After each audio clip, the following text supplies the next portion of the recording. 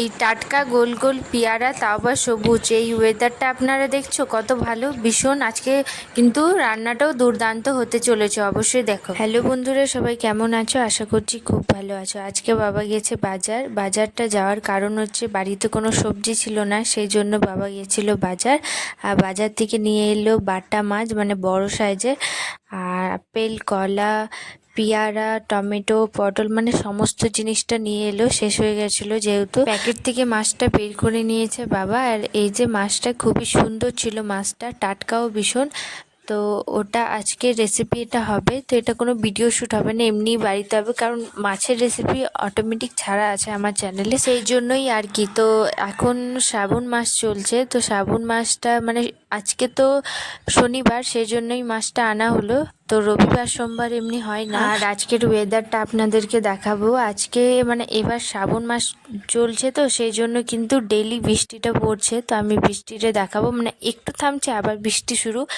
তো ওই আর কি। তো ভালো লাগছে, বেশ ঠান্ডা ঠান্ডা ওয়েদার। যা গরম পড়েছিল এই দুদিন আগে যে কিছু বলার নেই। গ্রিন কালার চুড়ি কি সুন্দর লাগছে না মায়ের হাতে, দারুণ লাগছে। এটা কিন্তু শ্রাবণ মাসেই পরে। এই গ্রিন গ্রিন চুড়ি না কুমারীরাও পরে। আগে যখন স্কুল যেতাম তখন আমাদের বান্ধবীগুলো দুটো করে নিয়ে যেত আর হাতে পরে থাকতো, তবে আমি কখনো পরিনি, পরবো, আমার পরার ইচ্ছাটা তবে আছে। আর খুবই সুন্দরও লাগে, সেই জন্যই। তো শ্রাবণ মাসটা আর কে কে জল ঢালছেন প্রতি সোমবার, ওটা কিন্তু কমেন্ট করে জানাও। আর এইদিকে সবজিটাও বাবা এনেছে, এটা হচ্ছে ধনেপাতা, পটল, টমেটো, লঙ্কা, পেঁপে, আদা, রসুন, আর কটাখানি পেয়ারা। আর এখানে বাবা ভুলে গেছিল কলাটা, আপেলটা, ওটা বাবা গেছে আনতে, কারণ ওটাই হচ্ছে মেন জিনিস।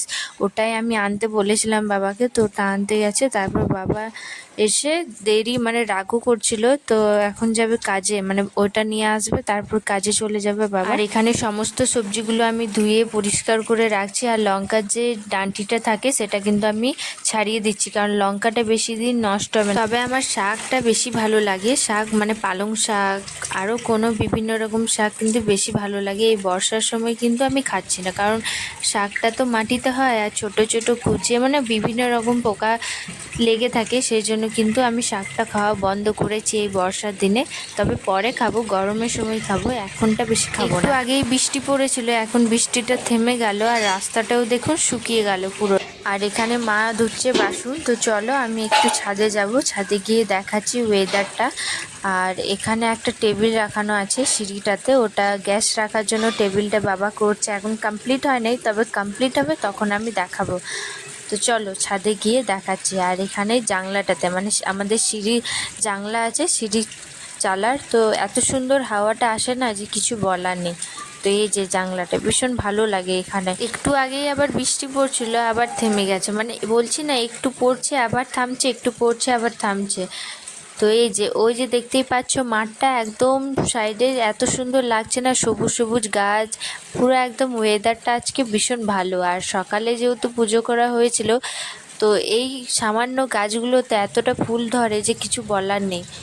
ফুল তোলারও পর কিন্তু ফুল বেঁচেই থাকে। আর এখানে আমি দেখাচ্ছি ওয়েদারটা, এখন ঠান্ডা ঠান্ডা হাওয়া দিচ্ছে, রোদও এসেছে হালকা হালকা, তো আবার একটু পর দেখবে বৃষ্টি। আর এই যে দুপুরে রান্নাটা আমাদের হয়ে গেছিলো, ডিমটা সে বেঁচেছিল সেটাই কিন্তু ভাজা হলো। আর এখানে একটা মাছ ভাজা আমার জন্য রেখেছি, কারণ ঝোলে দেওয়া মাছটা না আমার ঠিক লাগে না, সেই জন্য। তারপর আর কি, শেষে পেয়ারা মাখা করলাম। আর ব্লগটা আমি এখানেই শেষ করবো, এখন না, তবে পেয়ারাটা মাখছি কিভাবে সেটা দেখো।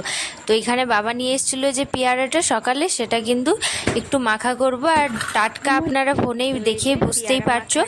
তো এটা এখন সবাইকে দিয়ে খাবো। তো আমরা এখন দুটো খাচ্ছি, তো আরও কাটা হবে। তো এখন বাবা আসেনি, বাবা আসবে তবে।